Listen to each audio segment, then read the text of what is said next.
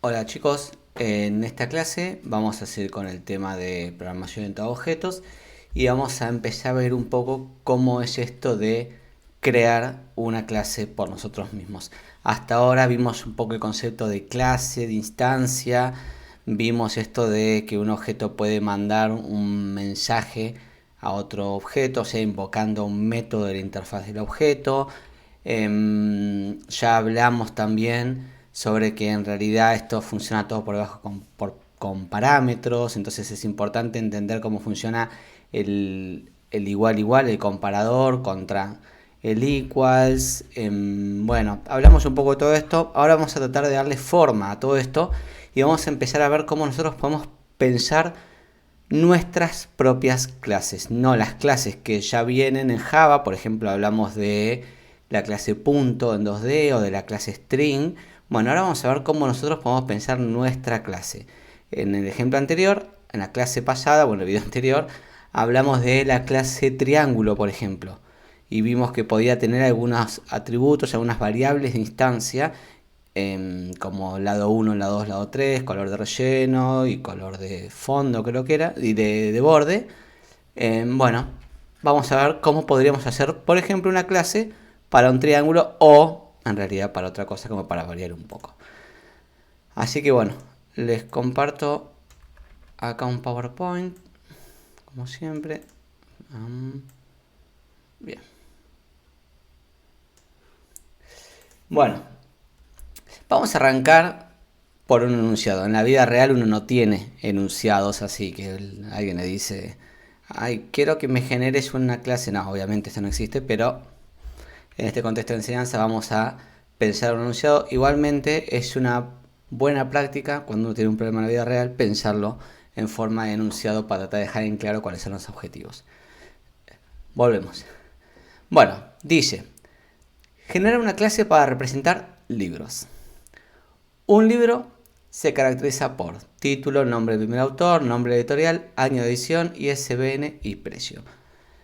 Fíjense que, paro acá un segundo, la clase sirve para representar libros en plural, pero a mí me interesa pensar cómo o qué caracteriza a un libro, porque al fin y al cabo mi clase va a servir de molde para crear 1, 2, 3 o 10.000 libros a partir de esta clase. Entonces yo pienso en mi clase como un molde para construir un libro y después la uso tantas veces como sea necesaria para construir todos los libros que quiera. Piensen en esto como si fuese un molde para hacer galletitas o no sé, una flanera, lo que quieran que se haga de un molde, que al fin y al cabo el molde permite generar o permite hacer una galletita o un flan. Ahora, yo puedo usar ese molde para, por ejemplo, hacer muchas galletitas y hornearlas todas juntas. Pero el objetivo del molde no es hacer muchas, es hacer una y usarlo muchas veces. Esto es lo mismo, una clase para representar libros en realidad va a representar un libro. Bien, un libro se caracteriza por, de vuelta, título, nombre del primer autor, nombre de la editorial, año de edición, ISBN y precio. Y aparte de estas características del libro, el enunciado me dice algo de comportamiento que yo quisiera que puedan tener mis libros. Un libro debe saber devolver el valor de cada atributo. Entonces yo debería poder pedirle al libro, por ejemplo, dame el nombre de tu editorial y me debería devolver ese string. Modificar el valor de cada atributo. Por ejemplo, yo quiero cambiar el precio de un libro, entonces tendría que poder decirle a un libro, este es tu nuevo precio. Y se cambia internamente el precio del libro. Y devolver su representación en formato string. Esa representación surge a partir de todo o buena parte del estado interno de cada libro. Por ejemplo, tenemos este caso que es el título del libro, fíjense, Java Beginner's Guide, este es el título, o sea, surge de esto, la palabra por, el primer autor, o sea, esto, el año de edición, o sea, esto, y el ISBN, o sea, esto. Fíjense que hay elementos como el nombre de la editorial y el precio, que en este caso se decidió que no formaba parte de la representación en string del libro. Y ojo, el enunciado está pidiendo que el libro sea capaz de devolver una representación propia en un string. No quiere decir que el estado interno del libro incluye todo este string, sino que yo tengo que pensar esta clase libro con un método que sea capaz de generar ese string en vivo, dinámicamente, a partir de los datos que está guardado en la instancia de cada libro, ¿no? Entonces, si se acuerdan en la representación de clases en este UML que habíamos empezado en la clase pasada, tenemos el nombre de la clase, libro, las variables de instancia de mi libro. En este caso dijimos que íbamos a tener título, nombre de primer autor, editorial, año de edición, ISBN de precio y todo el comportamiento del libro. Métodos como get título, get primer nombre de autor, get nombre editorial, get año de edición, getters. Estos se llaman getters. Todos los métodos que me permiten obtener un valor de una variable de instancia de mi método, de mis objetos. Recuerden que las variables de instancia idealmente las tengo que guardar como privadas. Entonces, si las guardo como privadas, quiere decir que nadie va a poder acceder a esas variables de instancia directamente, o sea, va a tener que acceder a sus valores a través de los getters de la clase. Y eso está muy bueno porque si, por ejemplo, yo no quisiera que alguien acceda a algún valor interno, porque es una cosa interna de mi clase, pero no quiero exponerla a los usuarios de esta clase, yo puedo o bien declarar el getter como privado también, o simplemente no incluir un getter. Por ejemplo, si yo tuviese acá una variable más que sea precio real, precio de compra, y yo no quiero que los clientes sepan a cuánto compré un libro antes de venderlo, pues no quiero que sepan si le estoy sacando de ganancia 10 veces su precio. Entonces, esta variable precio de compra me la guardo internamente, pero no la expongo en la interfaz del libro. Entonces, me aseguro de declararla como privada y además no le pongo un getter para no hacerla pública. ¿Está? Del mismo modo que tengo los getters para obtener los valores, puedo tener los setters, que son los que me permiten modificar estas variables de instancia. Porque nuevamente, si yo desde afuera no puedo ver estas variables de instancia, tampoco voy a poder modificarlas. Entonces, la clase me va a exponer algunos métodos para modificar el valor de un libro, algún valor del libro. Por ejemplo, con esto le pasaría un nuevo precio y me debería modificar la variable precio. Y con este setter le paso un nuevo título y me debería modificar la variable título. Por último, tengo toString. toString es un método especial que tienen las clases Java, todas las clases Java tienen un toString, que son las que permiten retornar una representación en formato string de la clase. Y uno puede reescribir el toString que viene por defecto, que lo va a tener de vuelta. Cualquier clase tiene toString. Si ustedes quieren, agarran, se crean una clase con lo que aprendamos hoy, no agregan a la clase un método de toString y van a ver que van a poder igual imprimir el toString de la clase. Y está bueno ver qué imprime para ver qué hace Java con los objetos por abajo. Pero bueno, nosotros vamos a sobreescribir el toString que viene por defecto con nuestro propio toString. Vamos a crear un toString que se ajuste a los requerimientos de este sistema. Bien, para definir una clase necesito utilizar la palabra public, porque quiero que la clase sea pública, quiero que otras clases la puedan usar. Nosotros vamos a declarar clases públicas, pero puede haber clases privadas y puede haber otro tipo de modificadores acá, no vamos a entrar en detalle, pero para nosotros las clases van a ser públicas. Entonces, public, class, siempre, y le doy un nombre. Fíjense que el nombre de la clase empieza en mayúscula. Y si recuerdan de NetBeans, a ver si tengo por acá NetBeans, acá.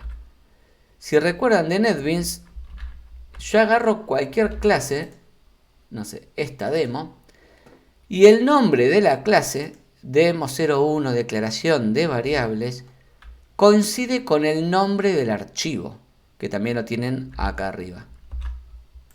El nombre del archivo coincide con el nombre de la clase. Esto es a propósito, es así. Pero eso lo van a ver siempre. Por ejemplo, acá, si este archivo se llama demo07for.java, muy probablemente ahí adentro haya una clase llamada demo07for. Lo abrimos y en efecto la clase se llama demo07for. Bien, seguimos.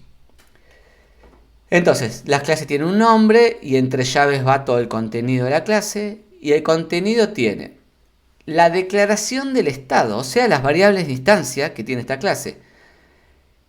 Los constructores, ¿se acuerdan que habíamos dicho en la clase pasada, en el video anterior, que podemos tener un método especial que me permite construir la clase, que es lo que asigna valores a las variables de instancia de nuestra clase? Bueno, van ahí.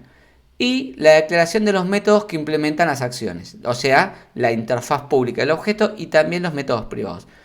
El orden no es obligatorio.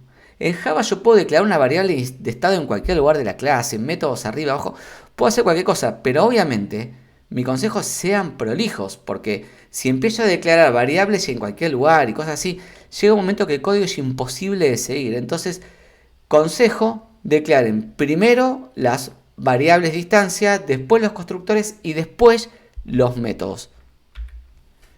Bien, estas variables de instancia, el estado interno, pueden ser de tipo de datos, digamos, primitivos. Entonces declaro simplemente tipo de dato y nombre, por ejemplo un double precio, o pueden ser referencias a otros objetos. Por ejemplo, el nombre de la clase de ese objeto y nombre del dato. Por ejemplo, yo voy a crear otra clase, nada que ver, así les sirve como un ejemplo adicional, ¿no? Entonces, primero me paro sobre el paquete donde estoy trabajando yo, el de los videos, new, Java class. Fíjense que acá no pongo Java main class, pongo Java class, porque no quiero que esta clase tenga un main. No voy a ejecutar el programa principal desde esta clase. Este archivo solo va a tener una clase, ¿no? Entonces vamos a poner una clase que se llame producto, porque estoy vendiendo productos, así que la clase se llama producto. Bien. Y yo acá podría ya empezar a definir algunas variables de instancia de mis productos. Por ejemplo, tiene un precio. Vamos a declararla como privada. Dijimos que queríamos que esto esté todo privado. Entonces pongo la palabra private. Esperen que les doy zoom. Y voy a ponerle un string nombre del producto y otro string descripción. Bien. Entonces, siguiendo con lo que estaba en el PowerPoint recién, esta variable de instancia de mi clase producto es de un tipo primitivo, double, y estas dos variables de instancia son objetos, son de clase string, las dos. ¿Está? Bien. Entonces, bueno, declaré las dos variables de instancia, les puse private a las dos para lograr el encapsulamiento. Esto me asegura que, por ejemplo, voy a otro archivo. Miren cómo voy a usar esto. Voy a decir desde acá, esta es una prueba anterior, voy a borrar todo así no tenemos tanto código sucio. Y yo declaro producto P igual new producto. Estoy en el main de una clase, o sea, la clase videos taller que tiene un main, y desde ahí estoy creando una instancia de este producto. Puedo hacer esto porque están en el mismo paquete. Entonces, básicamente todas las clases que están dentro del mismo paquete se pueden ver, digamos, pueden acceder sin problema. Ahora, fíjense que yo pongo acá p punto. Tengo tu string, por ejemplo. Mira, vamos a hacer eso. Vamos a imprimir el toString, así vemos qué pasa.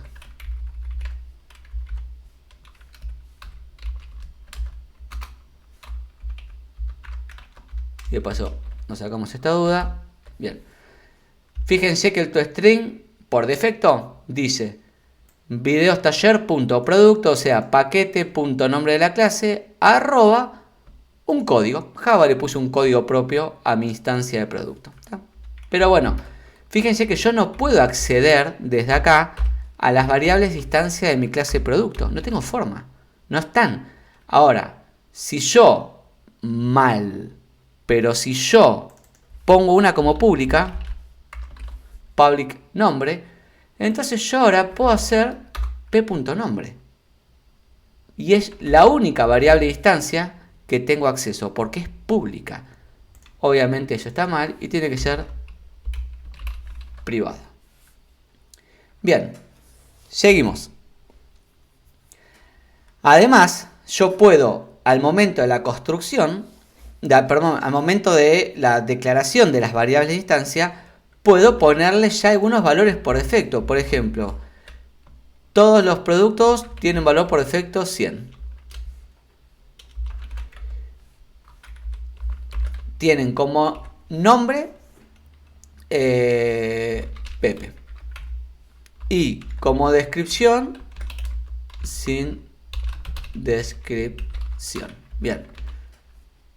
Entonces, esto, cuando yo haga un new, antes que se ejecute el constructor, cuando se reserve memoria para guardar un producto, o sea, se reserve memoria para el precio, el nombre, la descripción, más algunas cosas más que guarda Java, aparte de reservar memoria, ya se le puso estos tres valores a cada una de estas. Si yo, por ejemplo, acá no pongo nada, en el momento que se reserva memoria, esta variable queda en null en términos de Java. No se le asigna nada. Bien. Bueno, con el libro más o menos lo mismo. Se declara un título, un primer autor, editorial, año de edición, precio. O sea, todas las variables de estado, siempre privadas. Es un error declararlas públicas. Les va a pasar que van a querer desde una clase acceder a algo, por ejemplo al producto quieren el nombre, van a querer hacer esto, no sé, medias. Y Java, fíjense que les va a decir, ojo, que nombre tiene acceso privado. Y uno puede decir, está mal el acceso, le tengo que poner público acá para que me deje entrar. Y no, en realidad es que esta operación que yo estoy haciendo está mal y tendría que utilizar un método setter para cambiarle el nombre. Ojo con eso, es importante entender que nunca debo tener una variable de instancia pública. Bien. Bueno, los datos correspondientes al estado toman un valor por defecto cuando no se inicializan explícitamente, como les contaba recién. Si no le doy un valor al nombre se pone null, pero le puedo dar un valor al nombre perfectamente. Por ejemplo, si acá quiero que el año de edición sea 2015 y el precio 100 por defecto, entonces en este punto pongo, bueno, precio igual a 100, año de edición igual 2015 y listo. Bien. Y ahora vamos a ver, ya declarar el estado interno es sencillo, es simplemente indicar cuáles son las variables de instancia que tiene nuestra clase. Ahora vamos a ver cómo declarar el comportamiento, que básicamente es crear los métodos que va a poder responder cualquier objeto que sea una instancia de la clase que estoy creando, ¿no? Entonces, estos métodos van a tener, primero, la visibilidad pública, si forman parte de la interfaz, o privado, si es un método que yo uso internamente en mi clase, pero no quiero que otros objetos lo usen. El tipo que van a retornar, un tipo base, un tipo primitivo, como int o double o lo que sea, un objeto, string, un producto, lo que les guste, o la palabra void. Void quiere decir este método no retorna nada. Por ejemplo, los métodos que setean valores de las variables de instancia, lo que decimos los setters, No devuelven nada, simplemente le cambian el valor a la variable de instancia de un objeto. Bien, el método tendrá un nombre. Fíjense que los nombres de métodos empiezan con minúscula, los nombres de las clases empiezan con mayúscula, los nombres de los métodos, al igual que las variables, empiezan con minúscula. Y después tendrán parámetros y el código, variables y el cuerpo del programa. Así. Los parámetros, bueno, tienen un tipo y un nombre y se separan por coma. Fíjense que el pasaje en Java, el pasaje por parámetros, siempre es por valor. No se puede hacer pasaje por referencia. Porque al fin y al cabo, todos los objetos son referencias. Con lo cual, si yo estoy pasando un objeto como parámetro, estoy pasando una referencia al objeto. Si modifico el objeto, entonces lo estoy modificando igual por más que esté pasando una copia de la referencia.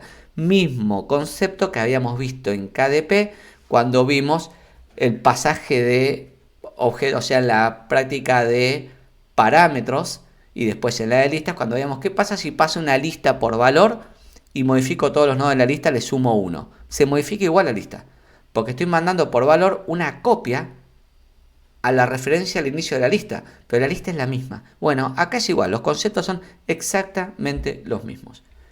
Bien, bueno, aparte de parámetros, decíamos, tenemos las variables locales. Obviamente, el ámbito de una variable local a un método será el método. Termina el método, desaparece la variable local. Esto ya lo vimos en una de las primeras clases cuando hablábamos de también variables que puedo declarar adentro de un bloque, por ejemplo. El tiempo de vida, o sea, el ámbito lo puedo usar dentro del método desde que lo declaro hacia abajo. Si declaro variables a mitad de método, antes no las puedo usar. Y el tiempo de vida será desde que aparece hasta que termina el método. Termina el método y desaparecen todas las variables internas del método. Y después obviamente tendrá un cuerpo, que es todo el código. Bueno, un detalle importante, que esto lo mencioné también en otro video, para retornar el valor en Pascal, que solamente las funciones retornaban valores, para retornar un valor se utilizaba el nombre de la función, dos puntos igual, el valor de retorno. Acá se usa la palabra clave return, espacio, el valor de retorno. Por ejemplo, vamos a declarar acá, vamos a sacar todo esto, vamos a declarar en nuestro producto un método que diga si es caro, ¿no? Entonces vamos a hacer public, es caro, es verdadero o falso, entonces va a retornar un boolean. Boolean es caro, sigo la nomenclatura para determinar, o sea, para ponerle los nombres, la forma es empieza en minúscula y todas las palabras empiezan con mayúscula. Y vamos a poner esta regla. Esto va a recibir un valor. Si el precio del producto supera ese valor, es caro. Si no, no es caro. Entonces, esto va a retornar si precio es mayor que valor.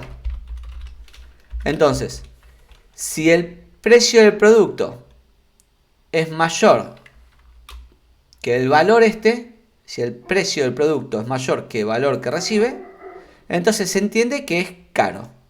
Si no, no será caro. ¿Qué le pasa acá? Me faltó un punto y coma. ¿Dónde me faltó un punto?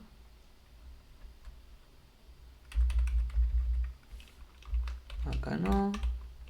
Ah, no, acá me faltó este punto y coma, puse 2 puntos. Ahí está. Bien.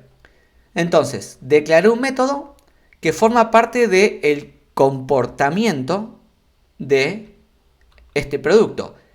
Y es público. Quiere decir que desde acá yo podré preguntar si el producto punto es caro. Fíjense que es caro requiere un parámetro. Por ejemplo, 50. Entonces voy a imprimir te pasaste de precio. Si yo ejecuto esto, me dice que me pasé de precio, porque el precio del producto que acabo de crear, recuerden que este producto por default, por defecto, el precio se le pone en 100. Entonces, si yo le digo es caro y le paso el valor 50, me devuelve verdadero. Vamos a hacer que por defecto ahora se inicialice en 10. Si vuelvo a ejecutar lo mismo, ahora no me dice te pasaste de precio. ¿Por qué? Y bueno, porque 10 no es mayor que 50. Y si yo pongo lo mismo que antes, este método como privado, entonces ahora acá me tira un error. Vamos a intentar ejecutarlo así lo ven. Me dicen, una aplicación está tirando problemas, no sé qué. Le digo, ejecutate igual, porque pintó, a ver qué pasa. Y me dice, una excepción en el main, excepción, error en tiempo de ejecución sería, este código no se puede compilar. ¿Por qué? Porque es caro, que requiere como parámetro un double, tiene acceso privado en la clase videostaller.producto, o sea, en el paquete videostaller clase producto.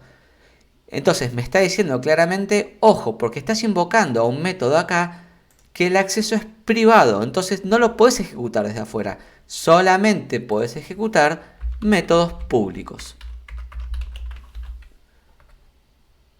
Cambio esto, vuelvo a ejecutar y todos felices. Y ahora vamos a poner es caro con 5. Acuérdense que ahora se inicializa en 10, con lo cual 5 va a hacer que esto sea caro. Y bien, me pasé de precio. Bien. Bueno, fíjense que con esto que acabo de hacer, yo declaré comportamiento, un método llamado escaro, y con ese método, ahora puedo desde el main de otro programa, de otro archivo, llamarlo, pasarle un mensaje. A ese producto le pasé el mensaje es caro. Y yo podría declararme otro producto. Por ejemplo, producto P2 igual a new producto. Y acá podría, por ejemplo, poner if p2.escaro, no sé, le paso 20. Entonces, fíjense que el primer producto, comparo su precio contra 5, me va a decir te pasaste, pero en el segundo producto lo comparo contra 20 y 20 no es. O sea, 10 no es mayor a 20. Entonces no me va a imprimir esto.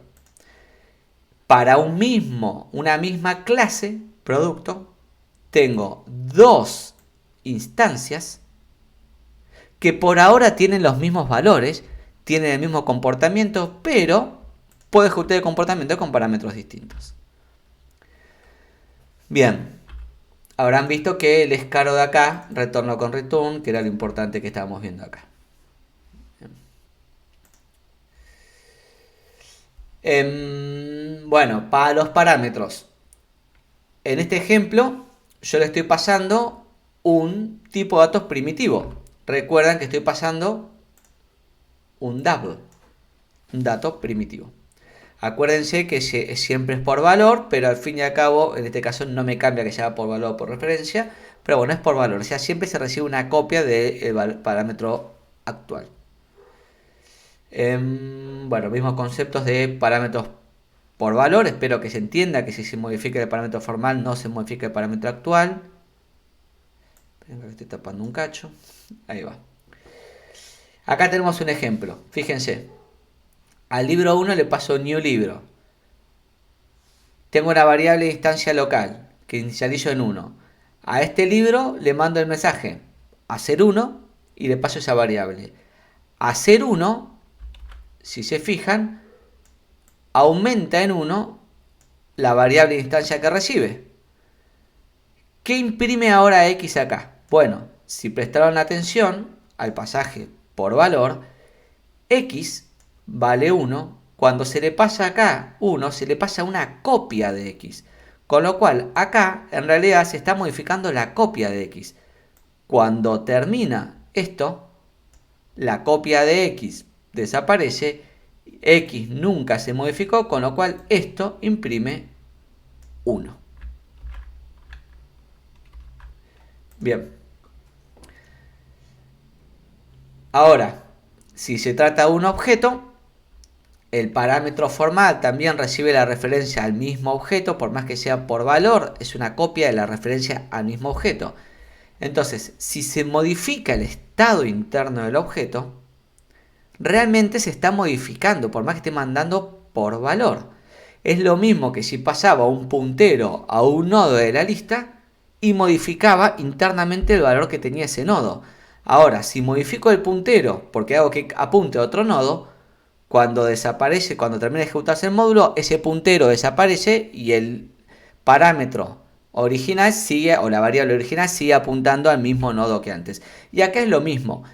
Si modifico el objeto internamente, realmente cambia, pero si dentro del módulo cambio, apunto a otro objeto con ese parámetro, eso después desaparece, porque la copia desaparece y el objeto que había creado es recolectado por el garbage collector. Fíjense, acá tenemos un ejemplo, por ejemplo, usando el setTítulo. El setTítulo es el setter para la variable título. Entonces, en L2 se le pasa setTítulo con el string Java. Se entiende que la clase libro tiene un método llamado setTítulo que cambia la variable de distancia título. Entonces, si ahora hace L1 hacer 2 y se le pasa L2. L2 es un libro, entonces la clase libro, fíjense, hacer 2 es un método que está en la clase libro que recibe un libro por parámetro y le cambia el título por el string otro. ¿Y qué está pasando acá? Fijémonos. L1 es un libro, este libro. L2 es otro libro. A L2 primero se le pone como título Java, acá. Ahora, cuando se invoca al método L1, hacer 2, se le pasa una referencia a este mismo objeto, L2. Y en este objeto se ejecuta setTítulo con otro. Entonces, el objeto real fue cambiado. Imprime otro. Fíjense que es distinto de lo que les comentaba recién. Si yo ahora tengo un método dentro de la clase libro que es hacer 3 y este método recibe un libro y en esta variable que recibe, en este parámetro que recibe, hace un new. Claro, esto, si bien es una copia de esta dirección de memoria, cuando hace el new lo hace sobre la copia. Cuando hace el setTítulo lo hace sobre la copia. Cuando termina de ejecutarse hacer 3, el garbage collector junta esto, lo borra de la memoria y L2 quedó exactamente igual que estaba antes. Nunca se modificó. Bien, para hacer estas cosas para hacer estos ejemplos, usamos acá setTítulo como ejemplo de setter. Acuérdense que nosotros tenemos lo que llamamos los setters y los getters como métodos que usamos para acceder al estado interno de un objeto y para modificar el estado interno de un objeto.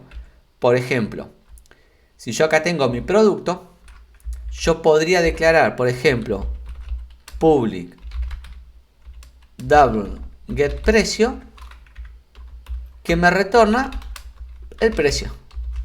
Me retorna la variable de distancia precio. Y podría también declararme un set precio, public void set precio, que recibe un nuevo precio y que setea la variable de distancia precio con el parámetro que recibe. Entonces, ahora mi producto tiene un getter y un setter para la variable de instancia precio.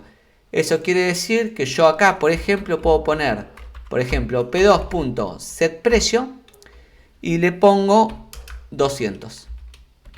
Entonces, ahora p2 también es caro. y me pasé de precio. Y ahora, por ejemplo, puedo utilizar acá el getPrecio para informar cuál era el precio por el cual me pasé con este producto. Acá es P1 o P.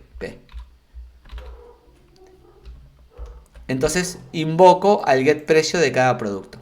Uso el getter, me devuelve un double, y uso el setter y le cambio el valor. Y yo podría tener getters y setters para cada una de las variables de instancia. Tenemos creo que es complete code, no, generate setters, bueno, a ver si es acá, sí. Insert code y le puedo decir getters y setters. Entonces, Java, o acá en realidad la JDK, se da cuenta que ya tengo para precio un getter y un setter. Entonces no me ofrece. Pero me dice, mira, para producto ni descripción ni nombre tienen getters y setters. ¿Querés ponerlos? Entonces yo le voy a decir, dale, marco los dos, generar, y el tipo me puso automáticamente set nombre, get nombre, set descripción, get descripción. Está bueno porque me permite agilizar bastante el desarrollo de código acá. Y puedo autogenerar un montón de código. Está bueno esto. Bien. Además, teníamos que devolver el toString. ¿Se acuerdan? Había que devolver un toString para el caso de los libros, que sea la representación en string utilizando algunos elementos del libro, ¿no? En este caso, esperen que yo los estoy tapando ahí. En este caso, el título, el nombre del primer autor. Entonces, fíjense, ¿qué está haciendo este toString? En una variable local al método toString, concatena título más la palabra por, más el primer autor, más el guión, más el año de edición, otro guión, la palabra ISBN y el ISBN del libro. Una vez que tiene todo este string en la variable aux, lo retorna. Esta variable tiene alcance desde su declaración hacia abajo y tiempo de vida es este método. Termina el método y la variable desaparece de la memoria. Yo podría acá también agregar un toString. También puedo decirle, insertarme el código y el tipo me ofrece el toString. Y me dice, ¿y qué querés incluir en el toString? El precio, el nombre, la descripción. Vamos a decirle, por ejemplo, solo precio y nombre. Entonces, el tipo me pone, bueno, el override, que quiere decir estoy sobreescribiendo un toString que ya existía. Y me lo armó como quiso, obviamente. Entonces yo le voy a poner producto, dos puntos. Y acá vamos a poner acá, nombre, el nombre del producto, más, no me gusta el toString que me hizo, vale, más el precio del producto. Bien. Me lo puso directamente en un return. A veces es más cómodo declarar una variable local, string, por ejemplo, usemos aux de vuelta y return aux. ¿Por qué? Y bueno, porque a veces para hacer esto le tengo que seguir concatenando algo más. Por ejemplo, es caro. Entonces me va a agregar acá, bueno, esto me va a tirar error de tipo, no, porque es caro requiere un, no sé, así, es caro. Entonces puedo ir armando el string en varias líneas y después simplemente lo retorno. Y ahora yo puedo imprimir un producto. ¿Cómo? Puedo hacer así, shout p2 punto toString. Entonces, si yo hago esto, imprime el toString. Fíjense que tenemos un null acá. O simplemente puedo imprimir P2. Y Java automáticamente se da cuenta que estoy intentando invocar al toString de la clase. No le estoy diciendo en ningún momento que quiero invocar al toString, pero como lo estoy haciendo dentro de un println y el println espera como parámetro un string, Java me hace el casting automático a string. Esto ya lo habíamos visto hace algunas clases cuando hacíamos la división, y si la división era entre dos números enteros, y Java me lo tomaba como el div de Pascal. Y es automático. Y si no, yo tenía que decirle, no, tomámelo como doble. Bueno, Java trata de inferir de la mejor manera posible el tipo de una operación. En este caso me dice, mira, P2 es un producto, no es un string. Entonces, yo voy a invocar al toString de P2 para transformar P2 a un string. Si yo acá no le pongo toString, le pongo toString otra cosa, cuando yo haga, bueno, acá es override, me está mintiendo porque ya no hay más override, obviamente. Cuando yo ahora haga el toString de acá, me va a imprimir el toString que viene por defecto. Intentó invocar el toString, no tiene producto toString, usó el toString que ya viene por defecto en todas las clases. Ahora si le pongo ahí,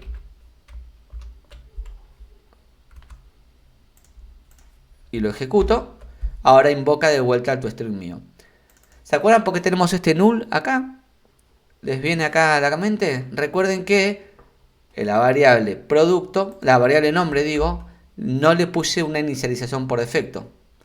Si yo quiero, por ejemplo, que tengan un título, yo podría poner que p.setTítulo, título de P.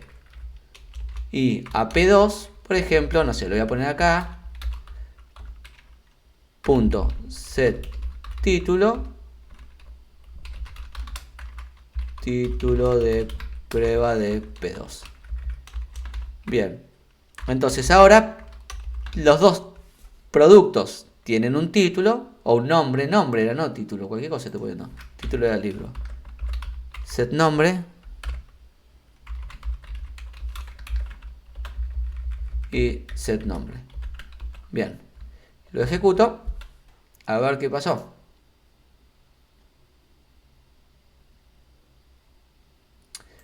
Comilla simple contra comilla doble. Esto es Java. Bien, ahí va. Entonces ahora que le cambié el título, le puse título de prueba P2, fíjense que para cambiar el título de P2 le mandé un mensaje a su setter, setNombre, o sea, a este método, setNombre, cuyo parámetro es un string. Le pasé el string título de prueba P2 y con ese string se le pone a nombre lo que recibe. Acá está usando la palabra dis, todavía no vimos eso, pero dicho rápido es como nombre se llama igual que nombre, usa dis para decirle a la variable de instancia que está acá arriba, nombre, ponele esto. Es solamente por eso, por ahora. Bien. Bueno, y recuerden que cuando estoy instanciando, creando objetos acá, estos new, recuerden la secuencia de pasos. Lo que estoy haciendo es reservar la memoria. Cuando reservo la memoria, también asigno los valores por defecto cuando lo tienen las variables. Luego ejecuto el constructor. Nosotros todavía no hicimos constructores, con lo cual no se ejecutó ningún constructor, o se ejecutó uno por defecto en realidad, pero que no cambia ningún valor. Y por último se asigna la referencia a la variable. En este caso, por ejemplo, a P se asigna la referencia de este producto y a P2 se asigna la referencia de este producto. ¿Tá? Bueno, acá tenemos un ejemplo, por ejemplo, para que lo tienen en el demo 1. Recuerden que están todos los demos acá. Tienen un ejemplo para crear un libro con todos los valores. Y recuerden que obviamente podrían crear 1, 2, 3 o 20 libros. Nosotros ya vimos que podemos trabajar, por ejemplo, con vectores de objetos. Yo podría tener algo así. Productos igual new producto de 2. O sea, este es un vector de productos. Vamos a borrar todo esto. Entonces yo podría hacer, por ejemplo, productos en la posición 0. Esto es un vector que puede guardar 2 productos, pero hasta acá no tiene nada, está todo en null, todo vacío. Entonces voy a crearle acá un producto, new producto, y a este producto, esto es igual que cuando teníamos un registro en un vector en Pascal, es lo mismo. A este producto le puedo poner set nombre, el de la posición 0, por ejemplo. Fíjense qué riesgo que está si yo ahora hago productos de 1 punto get precio. Acá ya Java no se puede dar cuenta que este elemento del vector no fue inicializado. Si yo acá, por ejemplo, no hago esto, ¿no? Dejo ahí P2 y acá hago P2.getPrecio. Java me dice, che chango, ojo que esta variable podría no estar inicializada. Y tiene razón, no está inicializada, pero porque es una variable explícita. Ahora, cuando se trata de un vector de productos, podría ser una matriz también si quieren de productos, no sabe que esto no está inicializado, no tiene forma o no es tan evidente que no está inicializado. Y esto me va a tirar un tipo de error que quiere decir, o sea, un null pointer exception. Me está diciendo, mirá, estás accediendo intentando ejecutar un método sobre null. Es igual que cuando en Pascal, o es muy parecido, que cuando en Pascal escribían L apuntando a siguiente, 2 puntos es igual a nil, y L ya era nil. Entonces, nil apuntando a siguiente era un error. No puedo acceder al campo siguiente de nil. Bueno, acá es lo mismo. No puedo acceder al método getPrecio de null en este caso. Y si lo ejecutamos, fíjense, null pointer exception esto me suele acá, en la línea 26. Casualmente, esta línea. Con esto de paso vemos un poco cómo leer los errores. En el archivo videostaller.java, o sea, acá. En la línea 26, o sea, acá, tenés un problema de null pointer exception, o sea, estás intentando ejecutar algo sobre null. Y obviamente no va a andar. Todo bien, pero esto no va a andar. ¿Está? Bien. Bueno, espero que se haya entendido lo que sigue en el PowerPoint. Esto igual después se los compartimos, pero es como crear una clase, pero me vieron hacerla al principio de todo. Botón derecho, New, Java Class, le dan un nombre y ya está. Siempre adentro de un paquete. Yo estoy haciendo todo sobre un paquete de videos. Yo les aconsejo a ustedes tener un paquete de pruebas de ustedes. Y obviamente después tienen todos los paquetes con todos los temas que nosotros vamos viendo adentro de, o sea, todas las clases o todas las demos adentro de cada paquete de cada uno de los temas. Bueno, espero que se haya entendido y nos vemos en el siguiente video.